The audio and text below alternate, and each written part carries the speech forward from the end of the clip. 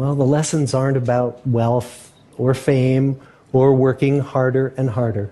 The clearest message that we get from this 75-year study is this: good relationships keep us happier and healthier, period.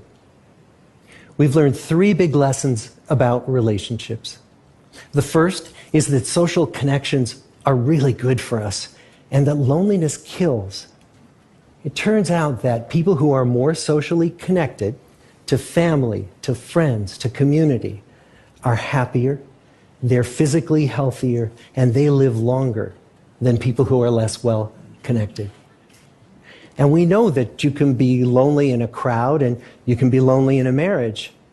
So the second big lesson that we learned is that it's not just the number of friends you have, but it's the quality of your close relationships that matters.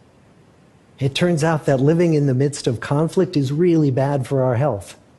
High conflict marriages, for example, without much affection, turn out to be very bad for our health, perhaps worse than getting divorced. And living in the midst of good, warm relationships is protective. The people who were the most satisfied in their relationships at age 50 were the healthiest at age 80. On the days when they had more physical pain, their moods stayed just as happy. But the people who were in unhappy relationships, on the days when they reported more physical pain, it was magnified by more emotional pain. And the third big lesson that we learn is that good relationships don't just protect our bodies, they protect our brains.